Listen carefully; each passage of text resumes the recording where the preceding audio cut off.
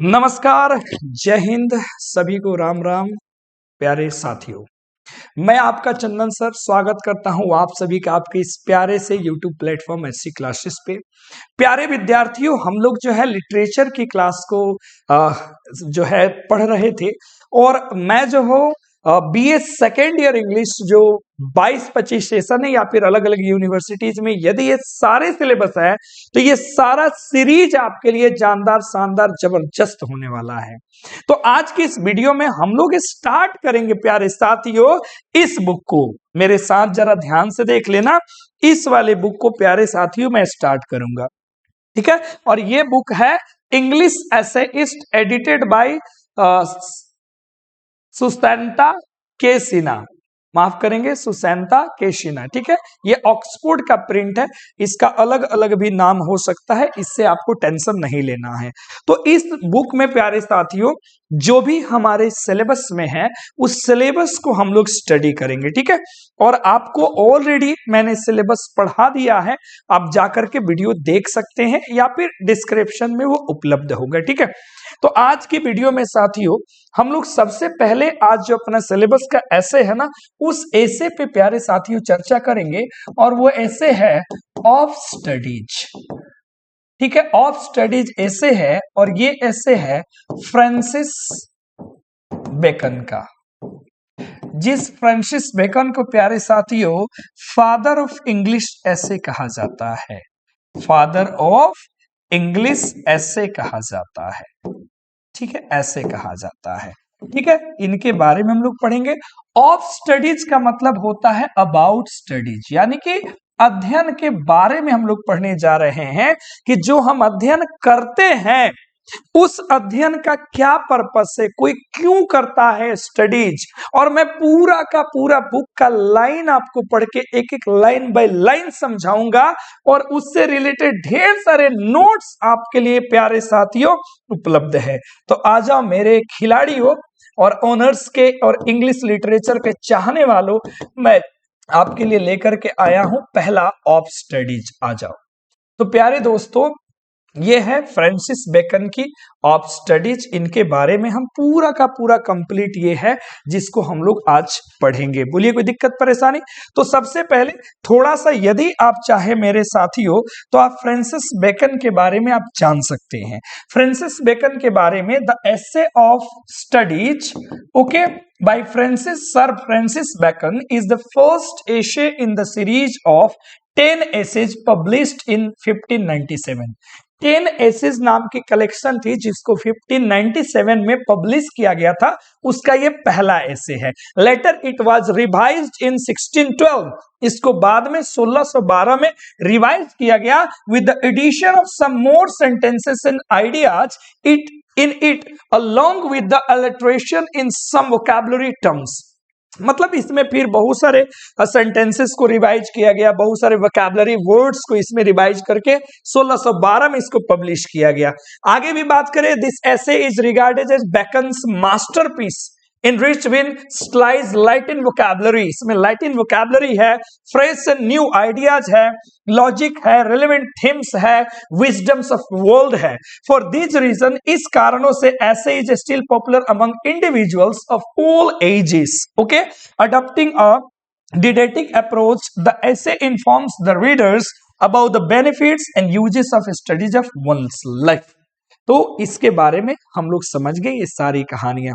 प्यारे दोस्तों आगे कंप्लीट समरी वगैरह जो कुछ भी है ये हमको नहीं, हमको कंप्लीट टेक्स्ट पढ़ना है और ये अपना पूरा का पूरा टेक्स्ट है जिसको हम कंप्लीट कर लेंगे। और जिस तरीके से मैं आज आपको पढ़ा दूंगा ना दोस्तों, आपका सारा का सारा क्वेश्चन बन जाएगा, चाहे एमसीक्यूज बनाते होंगे, चाहे आप मान लो कि सब्जेक्टिव पेपर आपको लिखना होगा, ठीक है। चलो शुरू करते हैं। पहले स्टडीज सर्व्स, स्टडीज सर्व्स, देखो सर्व्स का मतलब होता है सेवा करना, यहां होगा यूज करना। तो स्टडी को यूज किया जाता है डिलाइट। डिलाइट मतलब इंजॉयमेंट, आनंद के लिए। ऑर्नामेंट, ऑर्नामेंट का अर्थ होता है प्यारे दोस्तों गहना, यहां होगा दिखावा के लिए। एंड फॉर एबिलिटीज, और क्षमता के लिए यानी कि जजमेंट के लिए। तो यहां से आपको पता लग गया कि जो स्टडीज की जाती हैं, जो भी स्टडीज की जाती हैं उनके कितने तरीके हैं, 3। पहला हम लोग क्यों पढ़ते हैं, क्यों पढ़ते हैं जल्दी बता दो। तो पहला आपने देखा यहाँ पे प्यारे दोस्तों, पहले पढ़ा जाता है डिलाइट के लिए, कुछ लोग पढ़ते हैं डिलाइट के लिए, आनंद के लिए। तो कुछ लोग पढ़ते हैं शो ऑफ के लिए, दिखाने के लिए दोस्तों। तो कुछ लोग पढ़ते हैं जजमेंट के लिए, जजमेंट के लिए। बात समझ में आया। तो some of the people study for enjoyment, serve and judgment. Okay, now next, their chief use, studies का जो chief use है जब डिलाइट के रूप में किया जाता है, कब, प्राइवेटनेस में। अरे जब कोई आदमी एकांत रहता है तभी तो पढ़ता है ना, बोलो हाँ या ना। आगे देखो, एंड रिटायरिंग, जब वो छुट्टी में होगा, ठीक है। फॉर ऑर्नामेंट, यानी कि कब स्टडीज को ऑर्नामेंट की तरह यूज करता है, इज इन डिस्कोर्स, कब यूज करता है, डिस्कोर्स में। डिस्कोर्स का मतलब होता है बातचीत में, ठीक है। और इसके कुछ डिफिकल्ट वर्ड्स होंगे जिनको मैंने बुक में ही लिखा है, तो उसका हेल्प लेके मैं डील कर दूंगा, ठीक है। डिस्कोर्स का मतलब होता है बातचीत, बात विवाद। तो कुछ लोग जो है जो दिखावा के रूप में यूज करते हैं, कहा, बातचीत में। एंड फॉर एबिलिटी, क्षमता के लिए कहा यूज करते हैं, जजमेंट में।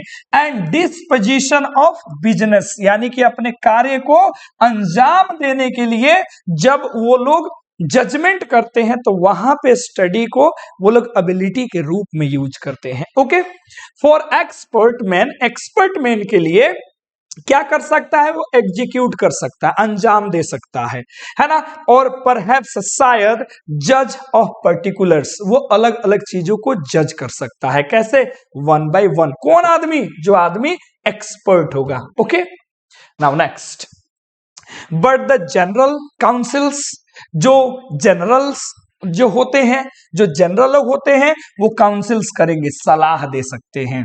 एंड प्लॉट्स, और कार्यों में मार्शलिंग ऑफ अफेयर्स, अफेयर्स मतलब होता है कार्य, और यहां मार्शलिंग का अर्थ होगा कार्य को अंजाम देने में। Come best from those that has learn, वही चीजें आती हैं उन चीजों से जो वो सीखे रहते हैं। कहने का मतलब ये है कि अलग अलग लोग अलग अलग तरीके से स्टडीज को यूज करते हैं, ठीक है। आगे देखेंगे, to spend too much time in studies, अगर ज्यादा से ज्यादा हम स्टडीज में समय देंगे तो वो स्लोथ होगा। स्लोथ का मतलब लेजीनेस होगा, ठीक है। टू यूज देम, उनका यूज करना, टू मच, ज्यादा से ज्यादा, किसके लिए, ऑर्नामेंट के लिए। इच अफेक्ट्स, देखिए बड़े ध्यान से, अफेक्टेशन है, और अफेक्टेशन शब्द का अर्थ होता है बनावटी लगेगा। यानी कि मान लो किसी से आप वार्तालाप कर रहे हो, ठीक है ना, कन्वर्सेशन कर रहे हो, और आप उसमें अलग अलग कठिन कठिन शब्दों का यूज कर रहे हैं कि वहां से जो भी आप हमसे इस क्षण वार्तालाप कर रहे हैं, इस वार्तालाप में जितने भी प्रकार के वाक्यों का आपने प्रयोग किया है, उसके एक एक शब्द जो है विभिन्न प्रकार के अलंकारों से अलंकृत नहीं है। इसलिए महोदय कृपया करके आप हमसे दूर रहे, क्योंकि मैं विद्वान हूं और मैं उन्हीं व्यक्तियों से बात करता हूं जो अलंकारों की अच्छे से ज्ञान रखते हैं। ये बात आपको कितना समझ में आया होगा नहीं, लेकिन मैं तो बन रहा हूं कि मैं तो भैया ऑर्नामेंट की तरह यूज किया, तो ये बनावटी लगेगा, ये बात में दम नहीं होगा। टू मेक जजमेंट, जजमेंट करना पूर्ण रूप से, बाय देयर रूल्स, अपने नियमों के हिसाब से। इज द ह्यूमर, ये क्या लगेगा, ह्यूमर, हास्य पद, HUMOUR, ह्यूमर, हास्य पद लगेगा। एक इसके लिए, स्कॉलर के, अगर स्कॉलर जो है जजमेंट करे, विद्वान व्यक्ति, तो हास्य पद ना, विद्वान कभी जजमेंट नहीं करते, ठीक है। दे परफेक्ट नेचर, ये स्टडीज क्या करता है, दे मैंने स्टडीज नेचर को बनाता है। And are perfected by the experience, और ये नेचर किससे बनता है, अनुभव से बनता है। फॉर नेचुरल एबिलिटीज, नैतिक जो क्षमता है वो किसकी तरह है, नेचुरल प्लांट्स की तरह है। जैसे नेचुरल प्लांट को प्रूनिंग की जरूरत है, कटाई छटाई की जरूरत है, उसी प्रकार हम अपने एबिलिटीज को भी स्टडी के माध्यम से कटाई छटाई कर सकते हैं प्यारे दोस्तों। आगे बोलते हैं studies themselves to give forth, जब स्टडीज किया जाता है तो वो हमें क्या देता है, आगे देता है। गिव फोर्थ मतलब देना, प्रदान करना, अलग अलग दिशाओं को देता है। Too much at large except they be bounded in by experience, अगर हम स्टडीज करें अलग अलग दिशाओं के बारे में हमें ज्ञान मिलता है, क्या छोड़ के, अगर वो बाउंडेड ना हो, अनुभव से अगर उनको बांधा ना जाए, तो स्टडीज करेंगे तो अलग अलग चीजें हमको समझ में आती है, अलग अलग डायरेक्शन समझ में आते हैं जीवन के। क्राफ्टी मैन, क्राफ्टी मैन किसको कहते हैं प्यारे दोस्तों, बेवकूफ इंसान को। वो क्या करता है, ठीक है, कंटेम, कंटेम का मतलब होता है आलोचना करता है स्टडीज का। अब देखो जो बेवकूफ लोग हैं वो स्टडीज की आलोचना करते हैं कि पढ़ना लिखना अच्छी बात नहीं है, लेकिन जो सिंपल मैन है, जो साधारण आदमी है, वो एडमायर करता है, प्रशंसा करता है, और वाइज आदमी जो है उसका यूज करता है। मतलब तीन लोगों के बारे में इन्होंने कहा, क्राफ्टी मैन बनावटी इंसान, स्टडीज को कंटेम करता है, क्रिटिसाइज करता है, सिंपल मैन एडमायर करता है, और विद्वान वाइज यानी कि बुद्धिमान व्यक्ति उसका यूज करता है। समझ में आया? For they teach not their own use, for they teach, ये जो है दे टीच कहने का मतलब स्टडीज सिखाता है, उनके अपने यूज को नहीं करना, but that is a wisdom, ये बुद्धि है, विदाउट देम, इसके बिना, एंड अबव देम, और इसके ऊपर है। यानी कि कहने का मतलब है स्टडीज बहुत ऊपर की चीज है, ठीक है ना, बुद्धि से भी परे है। ओन बाय ऑब्जर्वेशन, अब इसको किस चीज से प्राप्त किया जाता है, अवलोकन से, है ना। रीड, अब आगे हम लोग को सलाह देते हैं कि हमें क्यों पढ़ना चाहिए किसी चीज को, क्यों नहीं पढ़ना चाहिए। तो कहते हैं रीड, पढ़ो, नॉट टू कंट्राडिक्ट, विरोध करने के लिए, कंफ्यूट, इंटरफेयर करने के लिए मत पढ़ो, not to believe and take for granted, और इसलिए भी मत पढ़ो कि जो लिखा है वही सही है। मतलब होता है ना कि किताबें हम लोग पढ़ते हैं और मान लेते हैं कि जो है सो है, लेकिन इसके लिए वो कभी नहीं कहते कि तुम ऐसा मानो। Nor to find talk and discourse, अब किसी से गप्पे बकवास मत करो, ठीक है ना, किसी से बातचीत माने बहस के लिए मत पढ़ो, है ना, बट टू वे, क्यों पढ़ो, वे करो, मापो तौलो और उसे समझो, कि जो बातें लिखी गई है हम उसको अपने बुद्धिमत्ता के आधार पे मापेंगे, तौलेंगे, और फिर हम उसको मानेंगे। जैसे लॉर्ड बुद्धा क्या कहा करते थे, जो भी उपदेश देते थे कहते थे कि पहले अपनी बुद्धि के आधार पे इसे मापो तौलो, और यदि तुम्हें अच्छा लगे तो मेरी बातों को फॉलो करे, नहीं तो छोड़ दो। तो हमें भी किताबें पढ़नी है, उसमें लिखी गई चीजों को एक्सेप्ट नहीं कर लेना है, अपने ज्ञान के आधार पर मापना, तौलना है, फिर कंसीडर करना है, फिर समझना है। अब देखो कुछ किताबें क्या होती हैं, टेस्टेड, स्वाद के लिए है, कुछ किताबें निगलने के लिए हैं, कुछ ऐसी कम किताबें हैं जिसको चबा करके पचाना है। अब किताबों को इन्होंने कहा कि कुछ ऐसी किताबें हैं, कुछ ऐसी किताबें हैं जिसको टेस्ट करो, कुछ ऐसी किताबें हैं जिसको निगल जाओ, कुछ ऐसी कम किताबें हैं जिसको चबा चबा करके डाइजेस्ट कर जाओ। अब जो ना समझेगा वो क्या समझेगा इन किताबों के बारे में, लेकिन ऐसा इन्होंने क्यों कहा आगे बताते हैं। अर्थात some books are to be read only in parts, क्योंकि कुछ ऐसी किताबें होती है ना हम लोग पार्ट्स में पढ़ते हैं, जैसे यही बुक जो मैंने दिखाया उसमें से जो भी शॉर्ट स्टोरीज इंपॉर्टेंट, ऐसे इंपॉर्टेंट है सॉरी, उसको हम पढ़ेंगे, बाकी को छोड़ देंगे। तो इसका मतलब है टेस्ट करना। अच्छा, कुछ पढ़ा जाता है, पढ़ा तो जाता है लेकिन क्यूरियसली नहीं, यानी कि उत्सुकता से नहीं पढ़ते हैं, उसको हम लोग निगलते हैं। जैसे मान लीजिए कोई चीज समझ नहीं आता है लेकिन एग्जाम में फिक्स है कि ये पढ़ना है, तो उसको हम लोग जबरदस्ती रट्टा मार लेते हैं, ये है सालो करना, निगल जाना। एंड कोई बहुत कम ऐसी किताब ही है जिसको पूर्ण रूप से हम पढ़ते हैं विद डिलिजेंस एंड अटेंशन, पूरी निष्ठा के साथ, पूरे आनंद के साथ। बहुत कम किताबें हैं, ठीक है ना। आगे देखिए वैरायटी ऑफ बुक्स इन्होंने कहा। अच्छा, some books also may be read by deputy, कुछ ऐसे भी किताबें हैं जिसको डिप्यूटी के द्वारा भी पढ़ा जा सकता है, एंड एक्सट्रैक्ट, और उसमें से निकाला जा सकता है, मेड ऑफ देम, उसी में से बनाया जा सकता है दूसरों के द्वारा। मतलब अगर आप किताबों को पढ़ते हैं ना भाई मेरे, ठीक है, डिप्यूटी, ठीक है, तो पढ़ते हो तो उसमें से कोई आदमी निकाल करके कंक्लूजन निकालता है, ठीक है, उसमें से कुछ ना कुछ निकालेगा दूसरों के द्वारा, but that would be only in the less important arguments, लेकिन ये क्या होगा, इससे जो भी इंपॉर्टेंट आर्गुमेंट्स होंगे वो बहुत ही कम होंगे, एंड द मीनर सॉर्ट, मतलब इसका मतलब है तुच्छ चीजें तुच्छ छोटी चीजें हैं किताबों का मतलब आप पढ़ो उसमें से कोई निष्कर्षण निकाले फिर डिस्कशन करे तो किताबें इस मामले में तुच्छ हैं, ठीक है। एल्स जिस प्रकार distilled books are like common distilled waters, ठीक है, मतलब फ्लैशी थिंग्स चमकदार चीजें, मतलब समझो जैसे डिस्टिल वाटर होता है, मिनरल वाटर है, डिस्टिल वाटर उसमें कुछ भी नहीं रहता है, केवल पानी रहता है जो हमको इंजेक्ट किया जाता है, शरीर में चढ़ाया जाता है। उसको अगर पिएंगे ना सर तो 50 प्रकार की बीमारी हो जाएंगी, तो उसमें कोई मिनरल्स नहीं है, कोई स्वाद नहीं। इसी प्रकार बहुत सारी फ्लैशी चीजें होती हैं, चमकदार चीजें होती हैं, किताबें होती हैं जो बिल्कुल ही डिस्टिल वाटर की तरह, उसमें कुछ दम है ही नहीं। ऐसे भी ढेर सारी किताबें होती हैं जो तुच्छ किताबें हैं, उसमें कोई आनंद नहीं है, कुछ भी लिखा नहीं, बस देखने में अच्छा लगे, अंदर कुछ नहीं हो, ठीक है। रीडिंग मैकेथ माने पढ़ना बनाता है, ये मैकेथ मतलब हो गया मैक्स, ठीक है। फुल मैन कंप्लीट इंसान को। कॉन्फ्रेंस, कॉन्फ्रेंस जो है हम अगर किसी से बातचीत करते हैं सामने से, उसको एक रेडी मैन, उससे रेडी मैन बनता है। राइटिंग से एक एग्जैक्ट मैन बनता है। तो पढ़ने से ये, कॉन्फ्रेंस से ये, और राइटिंग से ये मैन बनता है, ठीक है, ऐसे लोग बनते हैं। एंड देयरफॉर इसलिए अगर एक मैन थोड़ा सा लिखता है तो उसे जरूरत होती है बहुत सारी यादों की, मेमोरी की। आपको अगर 4 लाइन भी लिखना होगा ना भाई, तो बिना मेमोरी का आप नहीं लिख सकते हैं। इफ ही कन्फर लिटिल, अगर थोड़ा बहुत तो बोलता है फिर भी उसे जरूरत है प्रेजेंट विट की, प्रेजेंट चतुराई की, यानी कि बुद्धि की। एंड इफ ही रीड, थोड़ा पढ़ता है, he had need have much cunning, उसे बहुत ज्यादा चतुराई की जरूरत है, to seem to know that he does not, वो बताने के लिए, वो ऐसा प्रतीत करने के लिए कि वो कुछ भी नहीं है। मतलब होता है ना जी, आप कुछ नहीं जानते हो लेकिन ऐसे पेश आते हो कि आप बहुत ज्यादा कुछ जानते हो, तो इसी को यहाँ कनिंग, धूर्तता नहीं, चतुराई बोलेंगे, ठीक है।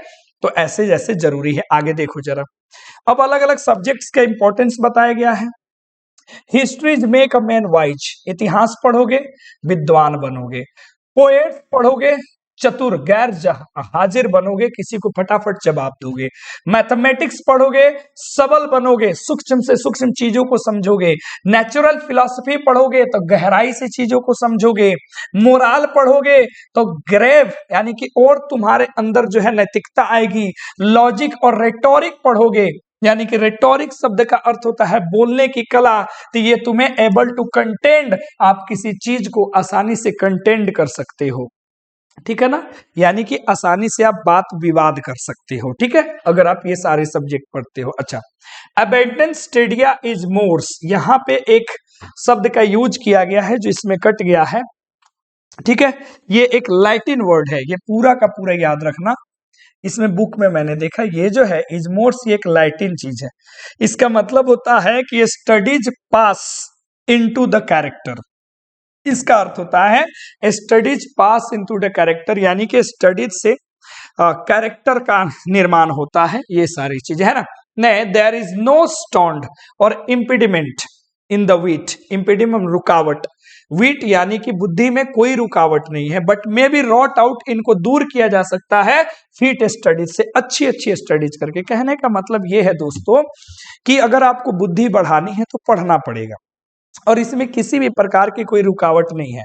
और अगर कोई रुकावट है आपके बुद्धि को बढ़ाने में, विट को बढ़ाने में, तो अलग अलग स्टडीज करो। जैसे एक बीमारी होता है ना एक शरीर में, उसका एक खास एक्सरसाइज होता है, जैसे हाथ में किसी को कुछ हो जाए तो फिजियोथेरेपिस्ट कहता है ऐसे से करो ठीक हो जाओगे, गर्दन में है तो ऐसे से करो ठीक हो जाओगे। उसी प्रकार से दिमाग का भी चीज है, जैसे बॉलिंग करोगे गुड है, स्टोन पेट में पथरी के लिए, किडनी के लिए। शूट करोगे, बंदूक चलाओगे, लंग्स के लिए और ब्रेस्ट के लिए अच्छा है। जेंटल वॉक करोगे, पेट के लिए अच्छा है। राइडिंग घोड़सवारी करोगे, हेड के लिए अच्छा है। और इसी प्रकार सारी एक्सरसाइजेस अलग अलग बॉडी पार्ट्स के लिए अच्छे हैं। इसी प्रकार so if a man's wit be wandering, अगर एक इंसान की जो बुद्धि है अगर इधर उधर भटक रही है ना, तो उसको मैथ्स पढ़ा दो। अगर तुम्हारी बुद्धि इधर उधर जा रही है, कंसंट्रेशन नहीं है, तो मैथ्स पढ़ लो। क्यों पढ़ लो? क्योंकि फॉर इन डेमोन्स्ट्रेशन, मैथ्स को प्रूव करने में, अगर his wit be called away never so little, इधर उधर अगर चला जाता है तो वो फिर से मैथ्स को क्या करता है, शुरू करता है। जैसे आप मैथ्स कुछ बनाते हो, अगर आपका इधर उधर चला गया मस्तिष्क, ध्यान भटक गया, गलत हो गया, डेमोन्स्ट्रेशन प्रूफ करने के लिए, तो फिर शुरू से आप मैथ्स पढ़ाते, इसलिए मन भटके तो मैथ्स पढ़ो। इफ हिज विट, यदि उसकी चतुराई, बी नॉट एप्ट, एप्ट शब्द का अर्थ होता है प्यारे दोस्तों, क्या कर लेना, एपीटी एप्ट का मतलब होता है सक्षम, एप्ट टू डिस्टिंग्विश, अगर उसकी बुद्धि सक्षम नहीं है अंतर करने में, ठीक है, तो उसे क्या पढ़ना चाहिए, स्कूल में, स्कूल में मतलब होता है फिलोसफर को पढ़ना चाहिए। फॉर दे साइमिनी सेक्टर्स, ये भी एक लैटिन वर्ड है जिसका मतलब होता है बाल की खाल निकालना, यानी कि प्यारे दोस्तों जो भी फिलोसफर होते हैं उनको पढ़ोगे तो बाल की खाल, एक एक चीजों को गहराई से समझोगे। If he be not apt to beat over matters, अगर वो किसी चीज को बीट करने में असक्षम है तो उसे क्या पढ़ा दो, उसे बुलाओ। वन थिंग टू प्रूव, अगर कोई चीज को प्रमाणित नहीं कर पा रहा है, इलस्ट्रेट नहीं कर पा रहा है, तो उसे लॉयर का केस पढ़ा दो, है ना। कोई चीज आदमी अगर किसी चीज को प्रमाणित नहीं करे, साबित नहीं करना पड़ रहा है, इलस्ट्रेट उसको समझा नहीं पड़ा रहा है, तो वो किसी लॉयर के केस को पढ़े, जल्दी समझ जाएगा। सो एवरी डिफीट, सो हर एक कमी का, किसके कमी का, माइंड के कमी का, may have a special receipt, सबका कोई ना कोई अलग अलग क्या है प्यारे साथियों, इलाज है। तो माइंड में अगर कुछ भी दिक्कत परेशानी है समझने में, तो इसी प्रकार से इलाज है कि ये सब्जेक्ट पढ़ोगे ये होगा, ये सब्जेक्ट पढ़ोगे ये होगा। यदि यहाँ तक आपने वीडियो देखा होगा तो उम्मीद है ये स्टडीज आपको समझ में आ गई होगी, और आप कमेंट करके बताना इंग्लिश पढ़ोगे तो क्या होगा। थैंक यू वेरी मच, फिर मिलेंगे अगले ऐसे के साथ। तब तक नए होंगे सब्सक्राइब करना, शेयर कर देना ताकि और बच्चों की सेवा हो सके। Thank you.